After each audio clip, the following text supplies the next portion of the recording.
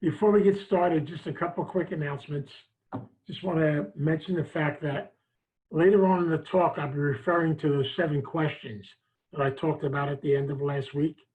And for those who may not have been here last week, if you go to our website, startingpoint.org, and go to Vince's Corner and scroll down to the bottom, you'll see where it says the Codependency series, because we record all the talks. And right under it, it says the 7 questions. You can actually link into them and make a copy of them if you want to, okay? Because I'll be talking about them tonight. Also, you normally at the lectures pass a basket, but now we have what they call a virtual basket. I'm learning all kinds of new things here.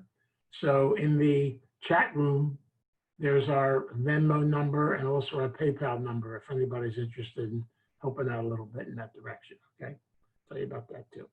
Also, the recordings of the talks are normally on by the end of the next day. So we're trying to get them all in and get them connected.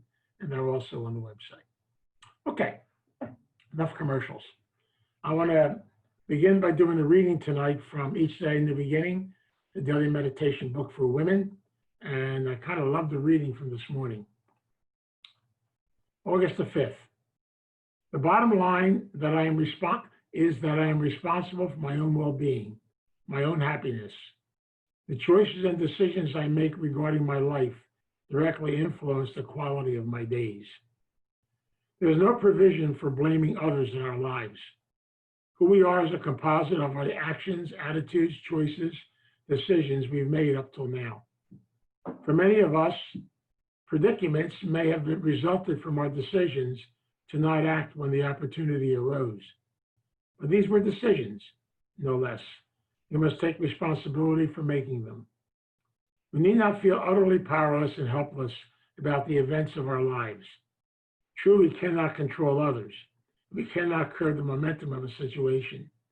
We can choose our own responses to both. These choices will heighten our sense of self and well-being and may well positively influence the quality of our day. I will accept responsibility for each of my actions, but not for the outcome of a situation. That is all that's requested of me. It is one of the assignments of life, and my homework will be forthcoming. I wanted to read that because it kind of brings out what I want to talk about tonight and next week.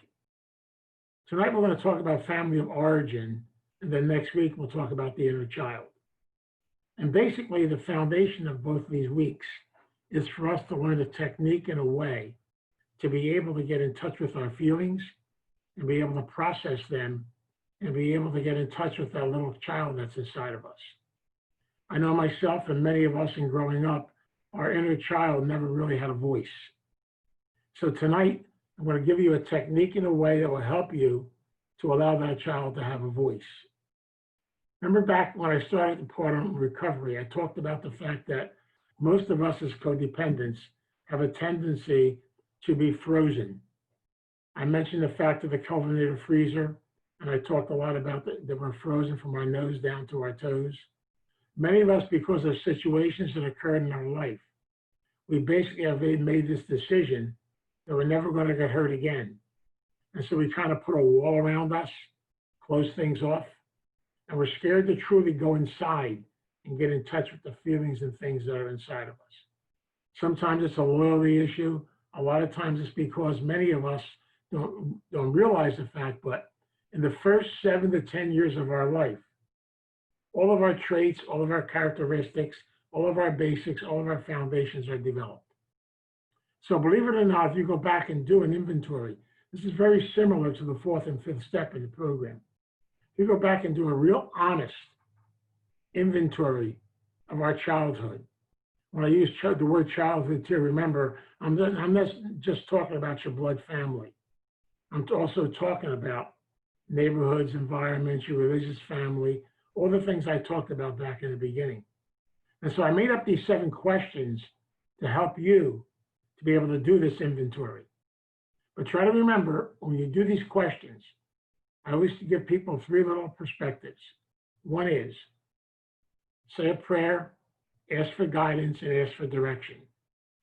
As you get ready to process these questions, ask the higher power to guide you and help you. Secondly, these questions are about perceptions. I want to emphasize perceptions. Remember what I said before. Every person, every child has a different perception of their family and their family systems. Your perception is yours. It belongs to you. Each one of us is unique. Remember, I told you I can take 8 brothers and sisters from the same family, put them in 8 separate rooms, do a family history with every family. I will come out with 8 different families. Every child perceives the family differently. So don't be asking other people to help you with these questions, like your brother, your sister, or family members. These have to be your perceptions. Whether they're true or not is not important. For some reason, it's your perception and they're part of you. And so I just want to review those 7 questions with you. As I said, you can get a copy of them by going to the website, go to Vince's Corner, and scroll down right to the end, and you'll see the link for the 7 questions. The first one is, what were your perceptions of your parents? How did you perceive your parents? The second one is, what was your perception of your grandparents in growing up? Remember, I use the word parents too. For many of us, that may have been step-parents. It may also have been, adopted parents. It could be a lot of different phases in that kind of direction. What's your perception of your childhood, neighborhood, cultural, or environment? How did it have an effect on you? The neighborhood you grew up in, the culture, the environment. Growing up as a little child, what rules, what regulations, what things were put on you? I know growing up in the 40s in Camden, in the Italian neighborhood, we had lots of rules. And one of them was, you don't go around with anybody unless they're Italian. It's almost like everybody else was unclean. And so literally, we had all these family rules and regulations. And as a result, then many of us lived scared lives. What was your perception of your religious upbringing? What role did it play in your life? And that role was strong for many of us. And at the same time, how it affected us as we grew up. Also, what was your perception of your childhood peers? People you hung around with? How did they affect you? How did they affect your life? What was your perception of yourself as a child? How did you perceive yourself? What was your vision of yourself as a child? And finally, how did things that happened in your childhood affect your relationships later in life? I find it really interesting how we take all of our traits, all of our characteristics, and they kind of go with us. I joke about this being an Italian, and growing up, I often say that at the moment of my birth, my parents gave me 3 things: fear, guilt, and worry. And the crazy part about it is they have become my normal. And I realize now I've got a PhD in it. And I realize more and more now, I find myself worrying about things and connecting with things. I'm better at it today. I've worked at it, but it still affects you every so often. Because these traits on occasion come to visit. They come to be part of you. It's who we are. And so really, in reality, what we're doing in this exercise we're going to teach you tonight, we're going back and taking a look at our history, our foundations, and our basics based on those 7 questions. And we try to do a thorough inventory. So it really does a good history of how we were raised and what happened to us in growing up as children. Now, in order to do this, there's kind of a technique to this. And it's a technique that was taught to me a long time ago by some very special people. It's called a journaling technique. And it is very effective. And basically, it's something simple, and yet it does work. And I'll show you how it operates. Now, for those of you who have a copy of my red book I wrote on childhood history, this is chapter 9 I'm talking about tonight. And so literally, what I asked you to do was to get 2 notebooks, 2 plain notebooks. One's going to become your positive notebook. One's going to be your negative notebook. We're learning now how to separate our feelings. Then what I want you to do in your negative notebook, I want you to think back to when you were a child. Say a prayer, ask God to enlighten you, and then basically write down a list of all the negative persons, places, and things that affected you as a child. Remember, your perceptions, negative persons, places, and things, situations that may have occurred in your child. Make a list of them. Then go to your positive notebook and make a list of all the positive persons, places, and things that affected you as a child. Now, you might come to find out that some things will be the same on both. Good example in my own life is my father. My father negatively, now my father was a good man, but negatively, there's two things I really had to face and deal with in my life. One was that my father basically never rescued me from my mother. So as a result, it's almost like I became like a substitute spouse. My father got his affirmation by doing everything for everybody else, but I kind of got lost in the crowd. Secondly, my father taught me a principle that had an effect on me later in my life. You want people to like you, do everything for them. And my father basically lived that way. He gave everything away. And everybody took advantage of my dad. And later on, this will become my journey and become my life also. And so I realized over and over again, I picked up these things. So my father is both on the negative side, he's also on the positive side. I say the same thing for my mother. She made both sides. But also I realized in doing the positive, I also realized some people came up for me that I love sharing about. One was a nun that I had in grammar school. Now, I grew up in Camden in the Italian Catholic grammar school. And many of you knew exactly what that was about back in the 40s and 50s. You know, we had 8 nuns. 7 of them, I know, were trained by the United States Marine Corps. They're amazing. They were scary as hell. But we have one nun, I don't know how she lived with the other 7. We have one nun who I had in the 2nd grade, Sister Philippia. It's amazing when I looked at this and her memory came back for me. Sister Philippia, for some reason, was a lot different. I can still remember in the 2nd grade how she used to always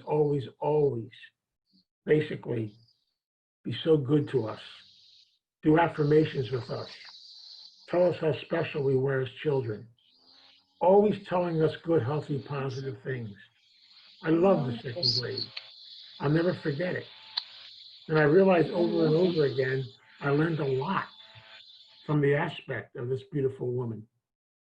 So in my positive notebook, she came up. Also, the lady who lived next door to us, I'm not going to use her name, I basically always remember her. I used to love going over her house. And the reason I love going over her house is because she was almost like the mother I always wanted. I felt very comfortable there, very safe there, and I could escape there. But it's amazing sometimes in just doing this inventory, how different names and things come up. These are people I'll never forget. In fact, later on, I'll tell you a story about Sister Philippia. But the bottom line is, you make these 2 lists. Now, what do I do with them? Then we tell you, go back to your negative notebook and just start with one person. And we tell you to, for example, let's say my mother. What I do is we ask you to write a letter in your negative notebook to your mother. And what you're doing is you as the adult are giving your inner child, your little child, permission to express its feelings. And so what you're going to actually do then is you're going to allow that child to let all of its negative feelings out. Now, many of us for years have been scared to do that. Many of us have carried feelings inside of us for a long period of time. And many of us have gotten sick over some of these feelings. And just to be able to let it out and always understanding, this is not about bad mouthing my mother. It's simply allowing that little child inside of me to release negative feelings. Remember, feelings are neither right nor wrong. They're just feelings. And so I have to be able to express them. And I know many of us have felt guilty in doing this. We have to be able to get those feelings out. So do the best you can. Don't push it. Whatever comes out, comes out. Don't ever, ever, ever force memories. Just let things happen naturally. Because I believe that God allows us to remember what we are ready to work on at this time. Maybe down the road, something else will come up. But for now, that's enough. Once you're able to express those negative feelings, like we talked about last week, then the adult in you goes to the positive notebook, thanks the child for expressing its feelings, then helps that little child to take all the feelings that came out of that child and how to be able to develop them into positive lesson. You're the adult now. You have to help that child to be able to make peace, do forgiveness, make settlement, release negative feelings, and be able to learn positive lessons from all these things that have occurred. Because we learned the principles before, and that's why we have to be able to approach everything we're doing with a positive attitude and to approach it from the concept that basically this is not about blaming. It's about healing. See, the purpose of releasing the negative feelings and allowing my adult to help this child to say so long to these feelings and to begin to go through a process of healing, to let go of resentments, to let go of things we've held on to for a long period of time, and to be able to take it to a different level, to begin to understand more fully how these things have affected us in the course of our life. See, I believe in something very deeply. For every negative, there's a positive. If you truly allow yourself to process the negative things that are inside of you, then you begin to discover the positive things inside of you.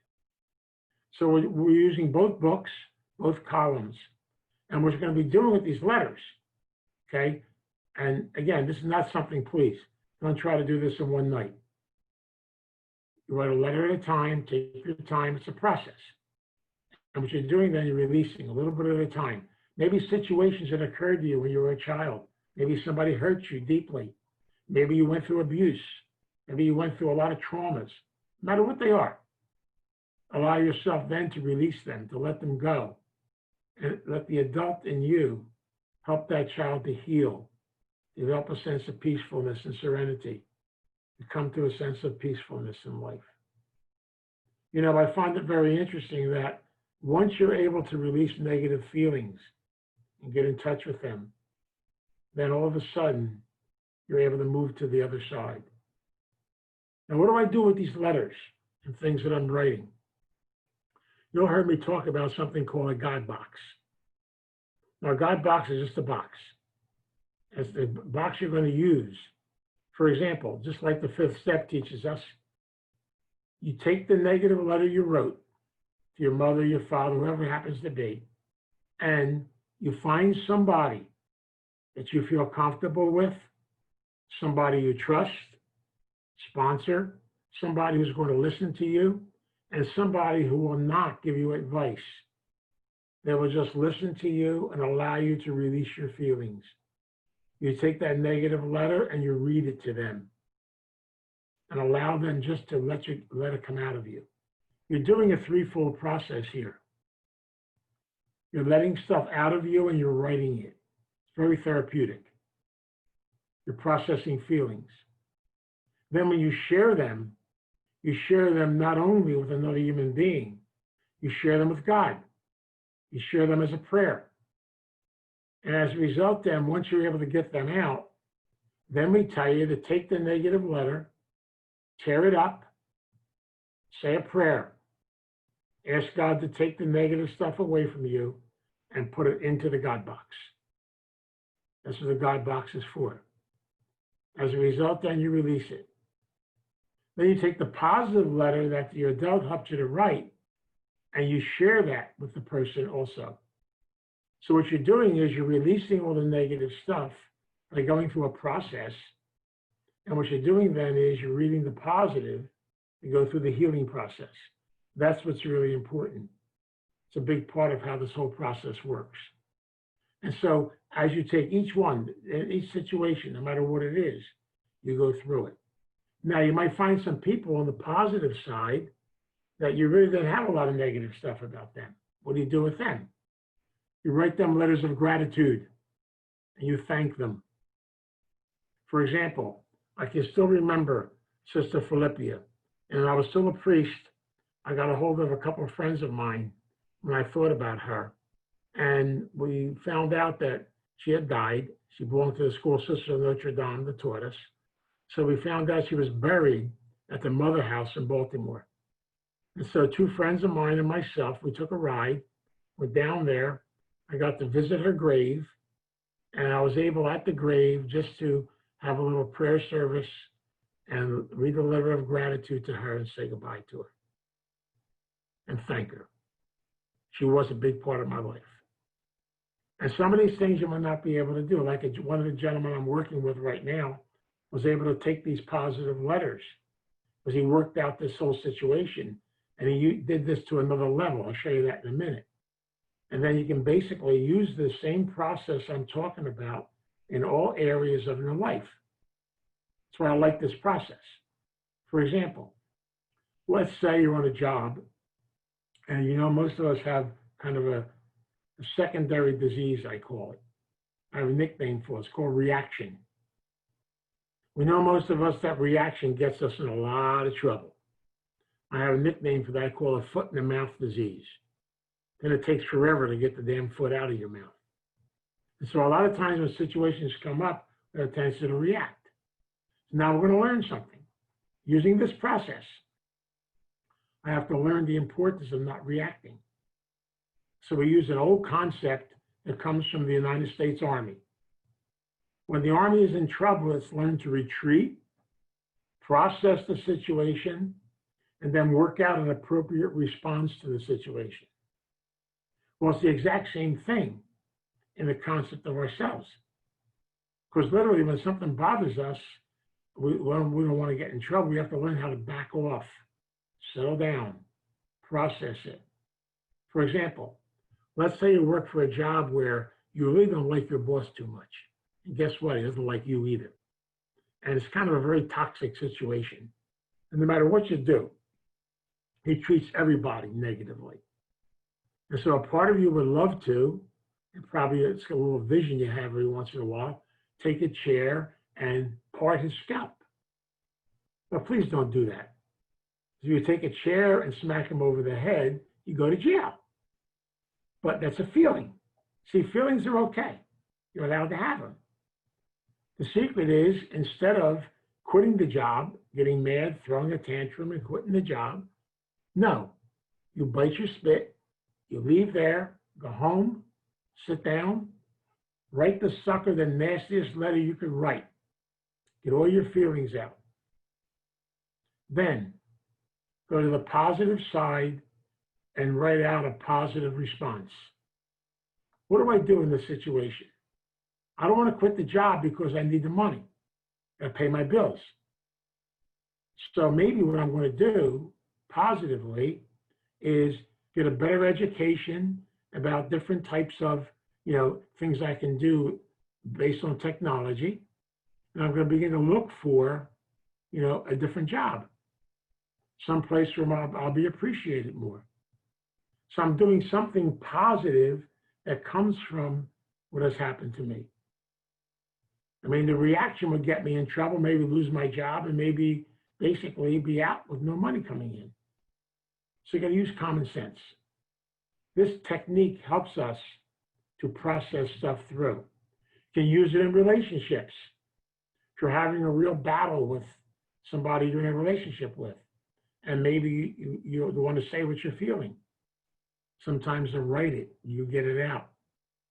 And then basically, if it's possible to share it, you can, but you also write a positive letter, a letter of healing. This whole process is very powerful because it really does teach you to release negative feelings. So you can use this process we're doing for the inner child, you can use it in all different areas of your life. And as a result, then you learn after a while not to be hard on yourself or beat yourself up, but to learn how to be able to release resentments, to be able to process them in a positive way, find out solutions to everything. And then basically what you learn from this is you learn the importance of what do I do with all these letters I've written. I got my Guidebox, it's getting kind of full. When your Guidebox gets full, give us a call. Give me a call. Bring the Guidebox down to starting point. And we have on the side of our building in our garden area, we have a plot of ground called our recovery cemetery. That cemetery has a lot of stuff buried in it. We will take the stuff in your Guidebox. We'll dig a nice deep hole. We'll dump everything in. In the past, we used to burn it, but because of the fire marshal, we can't burn it anymore. But I think what I want to do is get one of those little grills where it's closed in, so I could still do the burnings. Then we will put the ashes in there, or maybe just the plain, your stuff in your Guidebox in the hole. We'll bury it, and then we'll stay together and do a prayer service to be able to say goodbye to all the negative stuff you're releasing and letting go of. It's a really powerful and beautiful way. I really believe in releasing and burnings. I've done a lot of this work with people who are letting go of relationships. People have a hard time doing closure. I've used a letter writing technique and also the burning technique and the closure. It's almost like having a funeral for somebody I'm saying goodbye to, because you can't do it directly. So you learn to do it indirectly. And so there's different ways of doing this. You know, I laugh sometimes because our recovery cemetery has quite a few things buried in it, you know, and I've even done this with people trying to let go of a lot of their own addiction and the behaviors that happen in their addiction, and basically to release things that represented their addiction, to say goodbye to them, to change their life. So this technique of releasing the negative, finding the positive, a very powerful technique. I got to tell you a story. I used to run groups a lot of times doing this process, taking people through this process. And basically, I really enjoyed them. I did them for years, from 1987 to 2014. And what we do at the end of the group is everybody would do their negative stuff. And we bring it out, and we burn it and bury it. Now, what we did back in the beginning, way back in 87 and 88, we used to bring the stuff to a cemetery in Haddonfield, right across the street from Friends Hospital. And very quietly, our group would go in there, and we'd dig a nice little hole, and we would burn the stuff and bury it and say goodbye to it. Well, we did that about 3 times when one day, this 2 cars with flashing red lights arrived. And they informed us that what we were doing was illegal, and that we actually were burying stuff in the cemetery that without permission to do so. Now, thank God the cops were nice, and they kind of gave us a nice warning. But that's when we actually stopped going to the cemetery, and we formed our recovery cemetery. Now we have a place that belongs to us. And it's a very beautiful place. We have a little beautiful stone with the Serenity Prayer on it. After each burning and burial, we put the stone for the last one that took place on top of it. And so it's really a great place where stuff is able to say goodbye and let go of it. You know, I learned this in working in rehabs and working in places where this burning and burying and saying goodbye to stuff is very powerful. It's almost like it's more of a closure. I just did one a few weeks ago with a girl that really was letting go of a very negative situation that occurred to her in her childhood. A situation where she was severely abused by someone. She did a lot of good work. And she basically was saying goodbye to this person, and she was burying him. Now, I know you can't go bury him physically, so we buried him from the letter she wrote, and we did a prayer service, and we said goodbye. So there's a lot of beautiful stuff that we can do with this process. That's why I spend time in this session talking about the family of origin. And that's why I made these questions up, to be able to do a thorough inventory of your childhood. But try to remember, we do this positively, not negatively. This is not about finding out what's wrong with you. It is just part of your history, part of your makeup, because your history is your most powerful teacher. And I've learned in my own life to get in touch with my history. Because my history is part of who I am. I look at these questions and I realize my parents were part of my life. My family was part of my life. I never really knew my grandparents, but from what I was told about them, they also were a part of my life. I've learned over the course of my journey how my religious system affected me.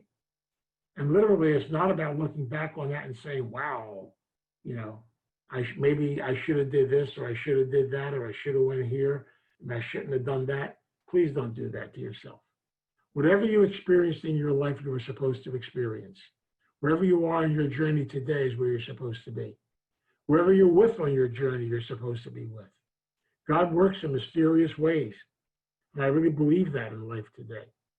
So I truly believe that in going back into your history and getting in touch with it, it opens up a lot of doors of healing, a lot of doors of forgiveness, a lot of doors that will help you to become a better person, a more positive person, not to look at life negatively. Try to remember, every situation in your life that occurred are called your experiences. We all have them.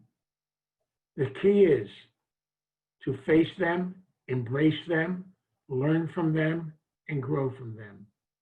The more you try to avoid them, then we eat them on the inside. Then basically we become frozen again. We all have hurt, we all have pain. And some of these situations that will come up, you may not be able to do them just through this process. Those of us who have experienced major traumas may need to get some help in therapy to get us through it. It's all based on what happens as a result of it. But the most important thing is, don't try to force this process. Allow it to happen naturally, okay?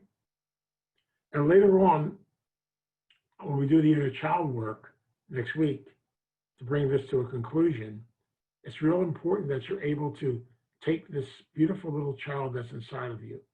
I call it your little child, your powerhouse of love, and be able to let that little child be your teacher. I truly believe that our child inside of us is the true teacher that we have. It is a beautiful gift God has given to us. And children are great teachers. That's why part of our exercise too is not just to do this work, but also to make time to play, to have fun, to enjoy life, to enjoy the people around you. Because God has sent all these wonderful teachers into our life. And remember, we always said this, there are no coincidences. Two words I try to stay away from.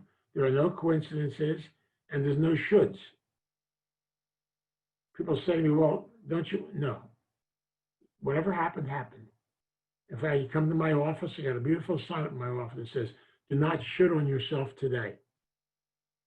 And that's a crazy thing that we do to ourselves a lot. And try to remember, every one of us is a beautiful and special person. Every one of us is one of God's creations. Every one of us is on a journey.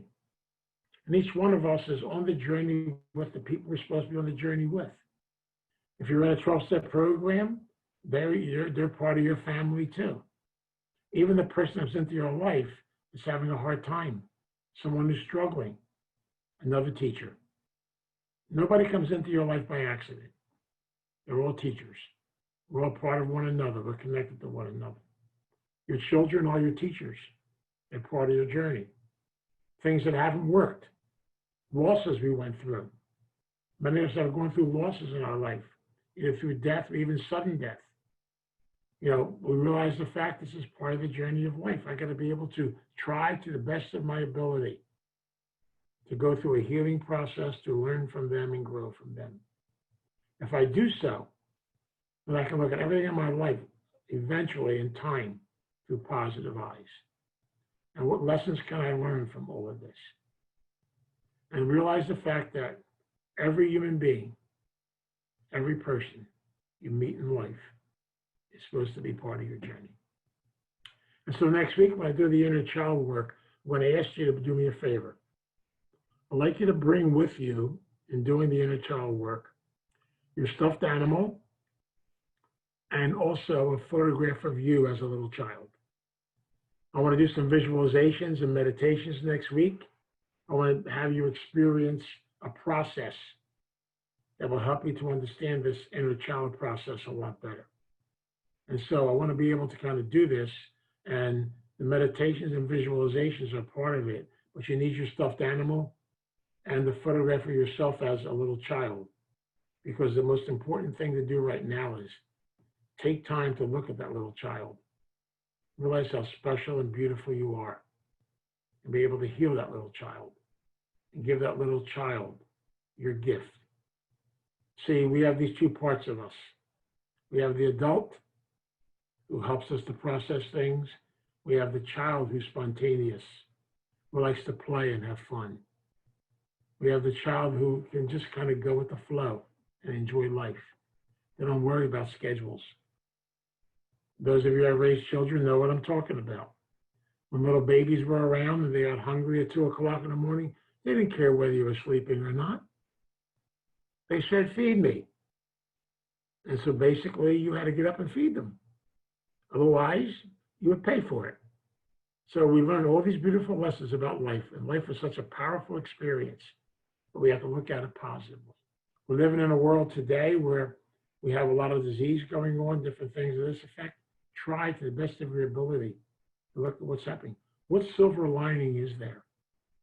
I look at my own life and I realize I never would have done half of this technology, the things I'm doing today. I can't believe it. I'm learning more about life and more about being able to connect with people in different ways than I ever would have done. And so maybe we got to look at this lockdown, whatever it is, in a positive way too. It brings people a lot closer. My wife and I talk about this all the time. It's a beautiful part about it. And so I hope this helps you understand this process a lot better. And then next week, we'll take it to the next level, and we'll talk about the inner child next week, and we'll do a healing process next week. And then after that, the next series I'm going to do the 12 steps of self-parenting, which are a follow-up to this series. Because I really believe that we have to learn the concept of self-parenting on a much deeper level, but how we use the 12 steps as a concept of parenting and being able to do healing, which is real important. It's another beautiful concept of the steps and how the steps work. So we'll begin that in the next series. I want to offer a prayer tonight, but in a special way tonight too, because I feel sad sometimes that we're not at starting point. We have a memorial wall, and I've just put 3 or 4 more names on that wall. And I remember these people, every one of them, because they're all part of our journey. So there are names up on that wall from 1977 up to the present day. They're all part of our family. So we want to keep them in our prayers at all times. And so let us pray.